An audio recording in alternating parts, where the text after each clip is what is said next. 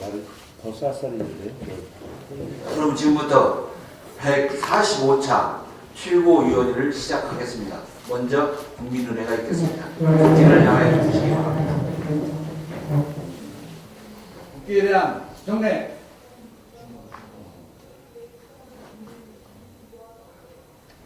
바로 이하 생략하겠습니다.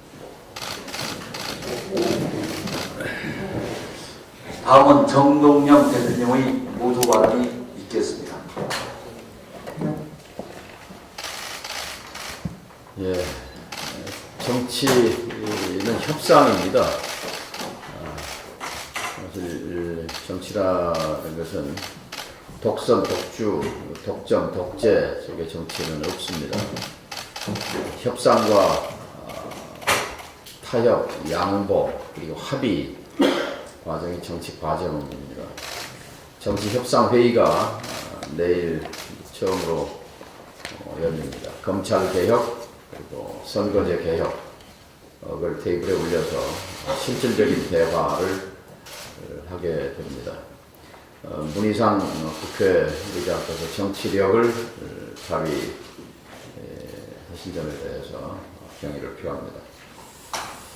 국회는 하기 나름으로 힘이 세기도 하고 무력화되기도 합니다. 대결과 갈등으로 국회가 멈춰서면 국회는 무력하기 짝이 없습니다.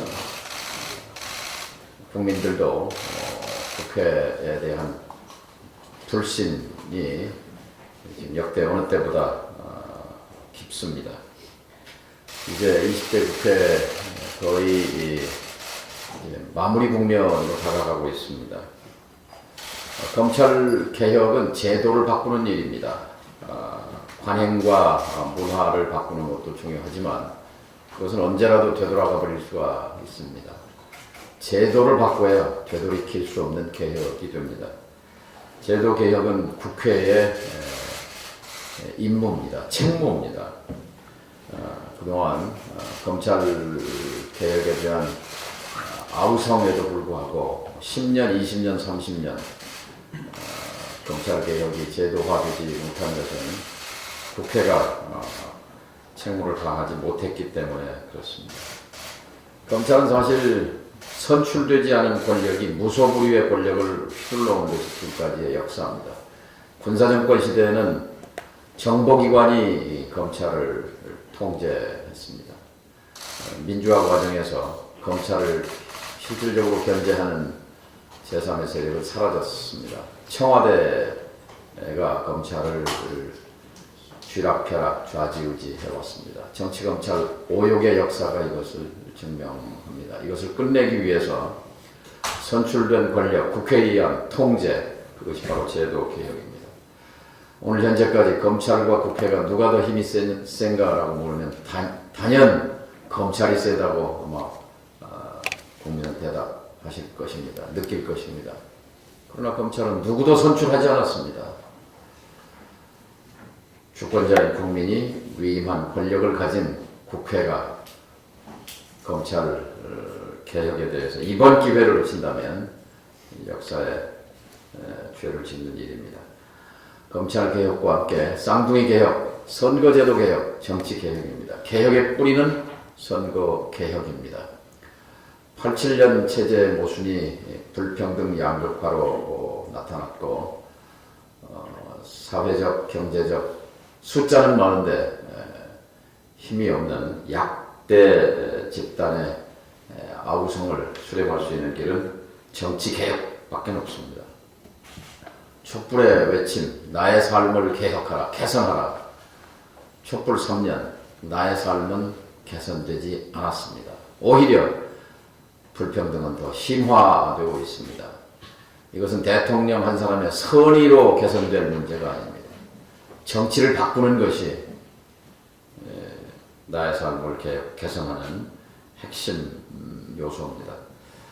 6월 항쟁으로 대통령 직선제와 그리고 양당제로의 정치 제도화가 이루어졌습니다. 이제 11월 촛불로 살아있는 권력이 감옥으로 가고 탄핵 그리고 이제 제도 개혁을 통해서 다당제로 가야 합니다. 다당제는 협상, 타협, 양보, 합의 과정을 전제합니다. 내일 이렇게 열리게 되는 정치협상회의를 통해서 연동형 비례제에 대한 실질적인 논의와 협상이 진행되기를 기대합니다. 선거제 개혁은 우리가 자북한데 민주평화당이 존재하지 않았다면 오늘의 선거제 협상 국면은 만들어지지 않았습니다.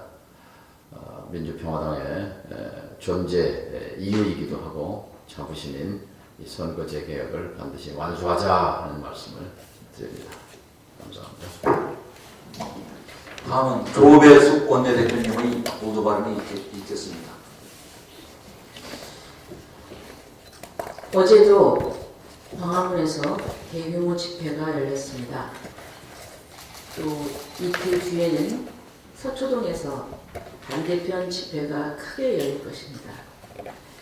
지난 7일 문재인 대통령께서는 계속되는 서초동과 광화문의 대규모 집회를 두고 국론 분열이라고 생각하지 않는다고 말씀하셨습니다. 그렇지만 국민들의 생각은 다릅니다. 데일리안이 RN서치에 의뢰해서 7일과 8일 설문조사를 한 결과 조국 장관 임명 문제로 국론 분열이 심각하다는데 찬성하는 여론이 45.7%, 반대하는 여론이 43.5%였습니다. 국론 분열이 심각하다는 여론이 우세합니다. 이런 상황은 내각제였다면 의회를 해산하고 총선으로 국민 의사를 물어야 할 상황입니다. 내각제가 아닌 우리나라에서는 국론 분열을 막는 책임이 대통령과 여당에 있습니다. 그런데 RN서치의 여론조사를 보면 국론 분열이 심각하다고 응답한 사람들 가운데 국론 분열의 책임이 대통령에게 있다고 답한 사람들이 55.3%입니다. 국론 분열을 막아야 할 대통령이 국론 분열을 만들고 있다면 이것은 대통령의 책임 방기입니다.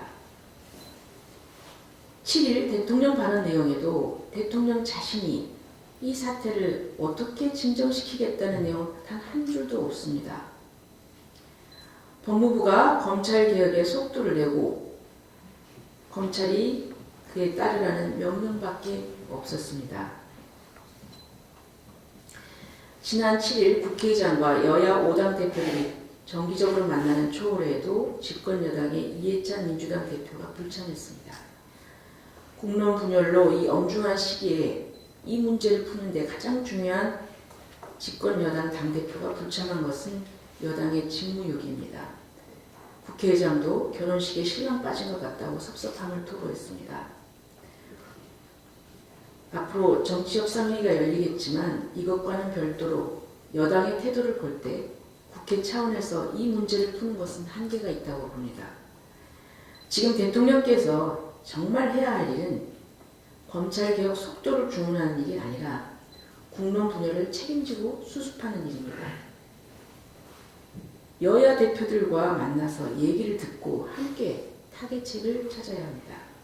대통령의 결단으로 조국 장관을 해임하는 것만으로는 안 됩니다. 그것으로 수습할 수 있는 시간이 이미 지났습니다. 반드시 여야 대표들과 회동을 통해서 수습책을 찾아야 합니다. 대통령의 정치력이 절실한 때입니다. 이상입니다. 다음은 박주연 최고위원님의 모두 발언이 있겠습니다. 예, 민주평화당은 오직 민생, 조국보다 민생, 삭발보다 민생의 한길을 가고 있습니다. 어제 저는 조국 법무부 장관 동생의 영장 기각에 대한 논평을 내달라는 기자들의 요청을 받았습니다. 거기에 대해서 우리는 거기에 대해서 관심이 없다라는 답변을 했습니다. 사실 조국 법무부 장관 후보가 당시 후보가 딸의 의학 논문 제1저자라는 것이 밝혀졌을 때 국민은 이미 기대를 접었습니다. 지금 벌어지고 있는 배우자가 포토라인에 서느냐 마느냐, 동생이 디스크를 앓느냐 마느냐, 이것은 국민의 관심사가 아닙니다. 어제 한글날이었습니다. 한글을 최종대왕께서 창제하신 것은 애민 정신입니다. 사회 경제적 약자인 국민들에게 자신의 목소리를 낼 수 있게 만든 그런 희망의 문자였습니다. 우리 시대의 한글은 선거제 개혁입니다.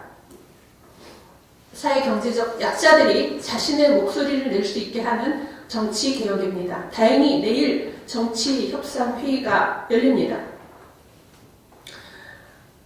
진영만을 위한 막장 정치 속에서 우리 사회의 전체를 책임지고 가는 합리적인 개혁 세력이 힘을 발휘하는 시작점이 되기를 소망합니다. 10월 혁명은 광화문의 태극기 부대의 것도 아니고 서초동의 팬덤 부대의 것도 아닙니다.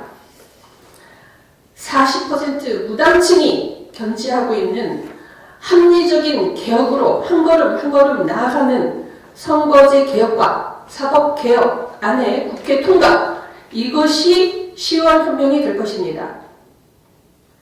이제 국민을 위한 실질적인 성과를 만들어내고 또 국민을 위한 정치를 시작하기 위해 뱀과 같은 지혜를 발휘할 때입니다. 이상입니다. 자, 모두 발언 모두 마치고 비공개로 전환하겠습니다.